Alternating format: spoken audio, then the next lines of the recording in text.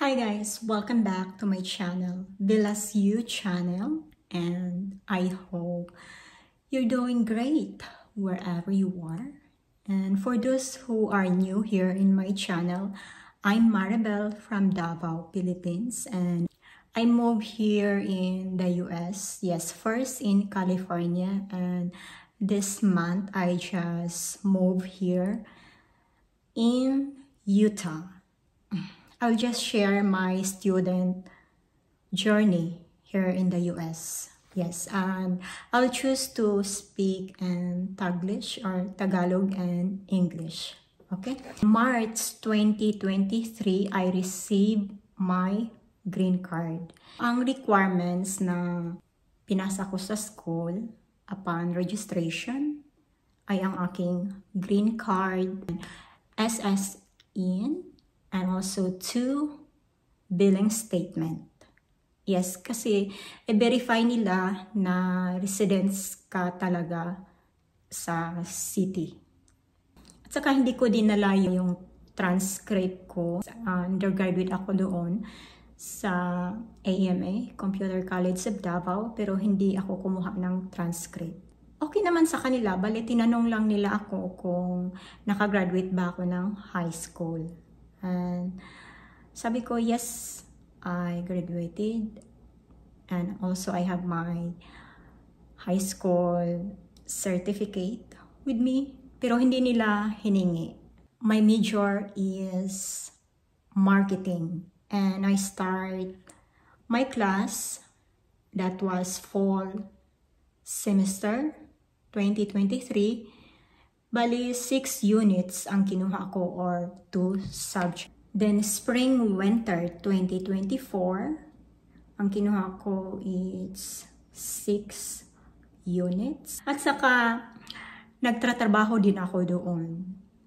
Yes, I really manage my time very well. I think so. Yeah. And fall 2024, ang kinuha ko na units is 9 units, and also I received my marketing certificate. Yes, and I decide to continue to an associate degree. Then winter and spring 2025, 12 units ang kinuha ko or 4 subject. And summer 2025, bali 3 units only. I try to slow down dahil mag-move nga kami dito sa Utah. So bali 1 subject lang. Natapos ko doon na units, 42 units. At saka i-share ko din ang aking PAPSA timeline or student financial aid dito sa US. The year 2023, hindi ako nag-submit ng PAPSA kasi parang nabisi talaga ako kasi nagtatrabaho din ako at saka parang hindi ako interesado noon. Binabayaran ko naman ang tuition ko doon.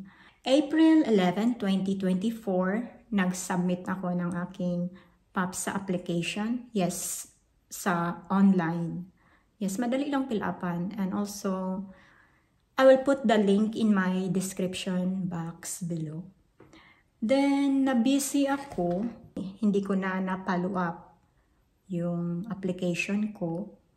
Pero ang school palaging nag-reminder sa akin na I need to have a correction. Na-correct ko na siya this year na, February 7, 2025. Pumunta ako sa Cypress College para i-verify nila yung ID ko. At saka binigay ko ang aking Philippines passport.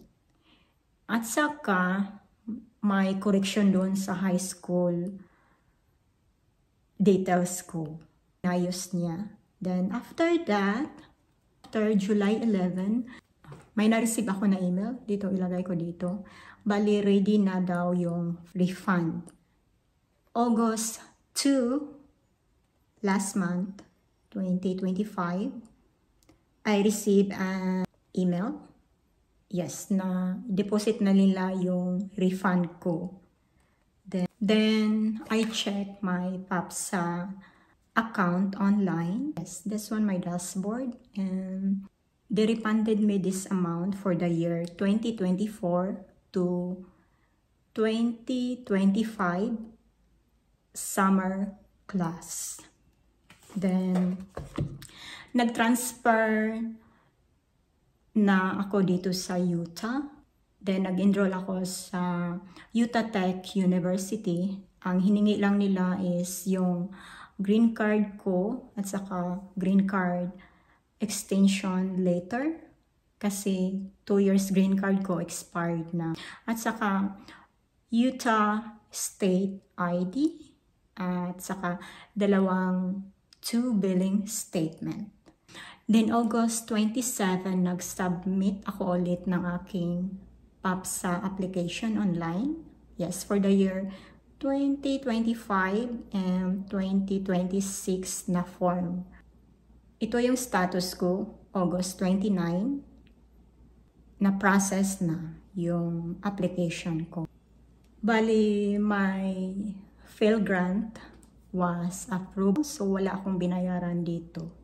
Siguro yan lang ang ma-share ko for this video. And also, if you have any question, you can just comment in my comment box below. And thank you so much for watching.